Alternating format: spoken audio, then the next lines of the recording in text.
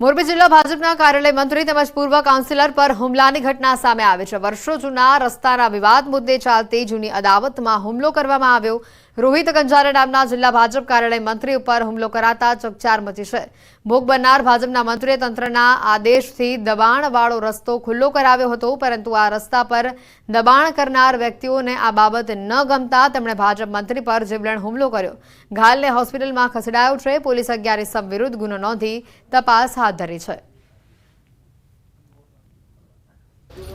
એ રસ્તાની 3.5 વર્ષથી આ મીટર ચાલતી હતી।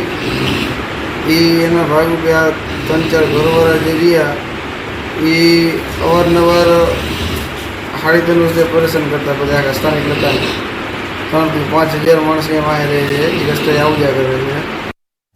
મહેસાણા જિલ્લાની કડી પોલીસ ઉપર થયેલા હુમલાના પ્રયાસના મામલામાં પોલીસે આરોપીને ઝડપી લીધો છે। હુમલાને લઈ કડી પોલીસ હરકતમાં આવી। પોલીસે આરોપીઓને ઝડપી જાહેરમાં માફી મંગાવી। આરોપી ઇરફાન ગીરીએ કોન્સ્ટેબલ ઉપર હુમલો કરી ભાગવાની કોશિશ કરી હતી। પીઆઈ પીએલ વાઘેલા સહિત કડી પોલીસનો કાફલો સ્થળ ઉપર પહોંચ્યો હતો અને તેને દબોચી લીધો। પોલીસે આરોપીઓને જાહેરમાં કાન પકડાવી માફી મંગાવી।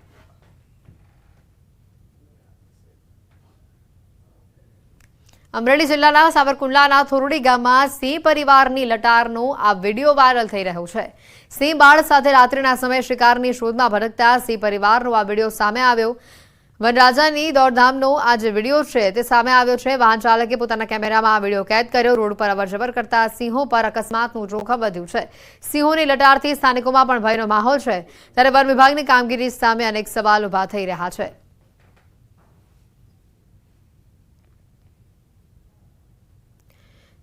અંબાજીથી પણ કંઈક આવા દ્રશ્યો સામે આવ્યા છે। દીપડા અને સિંહ બાદ હવે રીંછ આ વિસ્તારમાં દેખાતા ફફડાટ ફેલાયો છે। બનાસકાંઠાના યાત્રાધામ અંબાજીના ગબ્બર પર્વત પાસે રીંછ જોવા મળ્યો। તળેટીમાં રીંછની લટાર કેમેરામાં કેદ થઈ। જોકે સ્થાનિકોમાં રીંછની લટારથી ફફડાટ ફેલાયો છે। રાત્રિ દરમિયાન ગબ્બર 51 શક્તિપીઠ મંદિર તરફ આ રીંછ જોવા મળ્યો। બાલરામ રીંછ અભયારણ્ય વિસ્તાર હોવાથી ક્યારે આ વિસ્તારમાં રીંછ આવી ચડે છે। મંદિરના ચોકીદારે રીંછનો આ વિડીયો ઉતારી વાયરલ કર્યો હોવાની પણ ચર્ચા છે।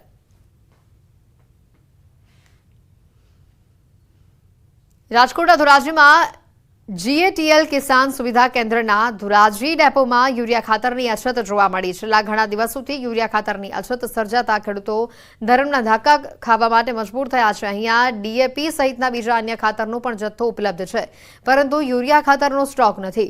ધોરાજી પંથકમાં સારો વરસાદ થતાં ખેડૂતોએ કપાસ, મગફળી સહિતના પાકોનું વાવેતર કર્યું છે। ખેડૂતોએ સરકારને વિનંતી કરીને યુરિયા ખાતરનો પૂરતો જથ્થો મોકલવાની માંગ કરી છે। તો બીજી તરફ જીએટીએલ કિસાન સુવિધા કેન્દ્રના કર્મીઓએ જણાવ્યું કે યુરિયા ખાતરના જથ્થા માટે અમે ઉપર ઓર્ડર લખાવી દીધો છે। આગામી 2 થી 3 દિવસમાં યુરિયા ખાતરનો પૂરતો જથ્થો પ્રાપ્ત થઈ જશે।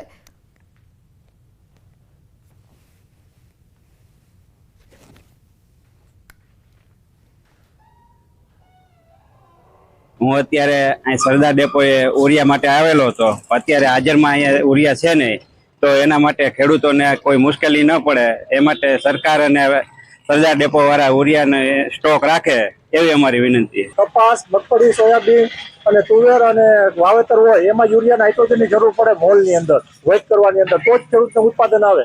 ઘણી તરફ સરદાર ડેપોમાં અથવા ઇફકોની અંદર કે ગમે ત્યાં પ્રાઇવેટની અંદર અત્યારે પ્રાઇવેટ સેક્ટરની અંદર પણ ખાતર મળે છે, તો યુરિયા ખાતરનું શોર્ટેજ થાય છે। ખાતરની અંદર ડીએપી, એપીએસ, એમોનિયા, પોટાશ બધે ખાતર અવેલેબલ છે, પૂરતો સ્ટોક છે।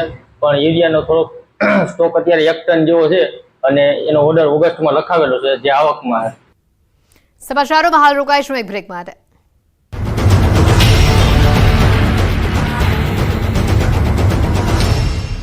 ભાઈ કરી અને સીધા જ દરખાસ્ત કરીને વીપી કન્સ્ટ્રક્શન એજન્સીને 2.34 કરોડનું કામ સોંપી દીધું, જે હવે શંકાના દાયરામાં આવ્યું છે।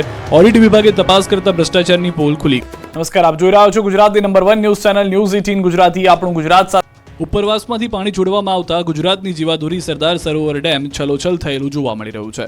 ઓવરફ્લો થવાની માત્ર 3 મીટર દૂર છે। જોકે ઉપરવાસમાંથી પાણીની આવક ઘટતા નર્મદા ડેમની સપાટીમાં સામાન્ય ઘટાડો થયો છે। ડેમની મહત્તમ સપાટી 138.68 મીટર છે। હાલ નર્મદા ડેમની જળ સપાટી 135.17 મીટર પર પહોંચી છે। પાણીની આવક ઘટતા ડેમના પહેલા 9 દરવાજા ખોલાયા હતા, જેમાંથી 4 બંધ કરી દેવાયા છે। હાલ નર્મદા ડેમના 5 દરવાજા 1.5 મીટર ખુલ્લા છે, જેમાંથી 50,000 ક્યુસેક પાણી નદીમાં છોડાઈ રહ્યું છે। ઉપરવાસમાંથી 1,16,691 ક્યુસેક પાણીની આવક થઈ રહી છે, સામે 1,16,408 ક્યુસેક પાણીની જ આવક થઈ રહી છે।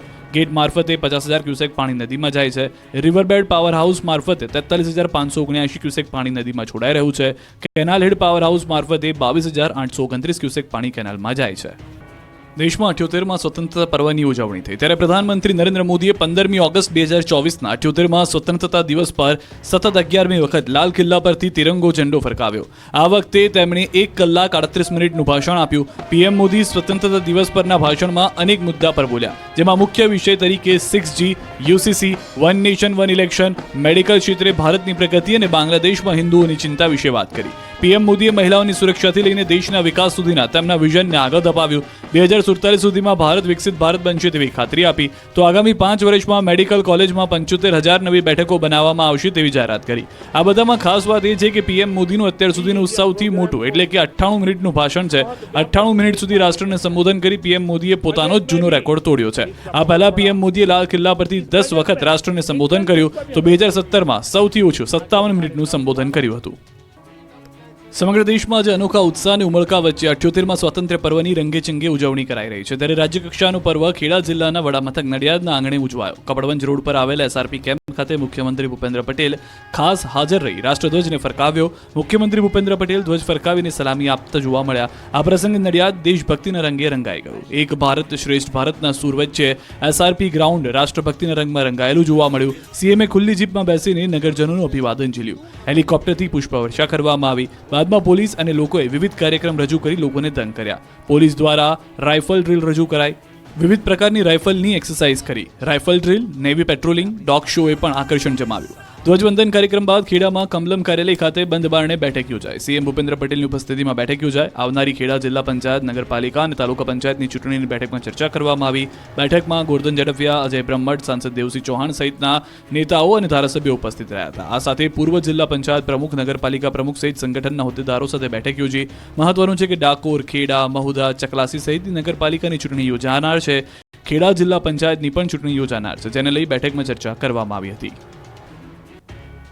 દેશભરમાં 78માં સ્વાતંત્ર્ય દિવસની ઉત્સાહભેર ઉજવણી કરવામાં આવી રહી છે. ત્યારે પોરબંદરમાં પણ શ્રીરામ સી સ્વિમિંગ ક્લબના સભ્યો દ્વારા મધદરિયે ધ્વજવંદન કરીને આ રાષ્ટ્રીય પર્વની અનોખી ઉજવણી કરી. પોરબંદરમાં ક્લબના સભ્યો દ્વારા છેલ્લા ઘણા વર્ષોથી મધદરિયે ધ્વજવંદન કરવામાં આવે છે. ત્યારે આ વર્ષે પણ મધદરિયે ધ્વજવંદન કરી સ્વતંત્રતા પર્વની ઉજવણી કરાઈ હતી. તો સોમનાથ મહાદેવ મંદિર પણ દેશભક્તિના રંગમાં રંગાયું. સોમનાથ મંદિરમાં ધ્વજવંદન કરાયું. સોમનાથ મહાદેવને તિરંગા શૃંગાર કરાયો. તો સોમનાથ ટ્રસ્ટ, સુરક્ષા કર્મીઓ અને શ્રદ્ધાળુઓ જય સોમનાથ ભારત માતા કી જયના નાદ સાથે ઉજવણીમાં જોડાયા. સ્ટેચ્યુ ઓફ યુનિટી અને સરદાર સરોવર નર્મદા ડેમ પર સ્વતંત્રતા પર્વની હર્ષોલ્લાસ સાથે ઉજવણી કરાઈ, જેમાં મોટી સંખ્યામાં અધિકારી અને કર્મચારીઓ જોડાયા. એસઓયુના સીઈઓ ઉદિત અગ્રવાલે તિરંગો ફરકાવ્યો અને રાષ્ટ્રધ્વજને સલામી આપી. અહીં સાંસ્કૃતિક કાર્યક્રમોનું પણ આયોજન કરાયું. ઉદિત અગ્રવાલે આ પ્રસંગે પ્રવાસીઓને સ્ટેચ્યુ ઓફ યુનિટી આવવા આમંત્રણ આપ્યું. તો ગાંધીનગરમાં ભાજપ કાર્યાલય કમલમ ખાતે 78માં સ્વતંત્રતા પર્વની ઉજવણી કરવામાં આવી. ભાજપ નેતાઓ, અધિકારી, પદાધિકારી સહિતના લોકો ઉપસ્થિત રહ્યા હતા.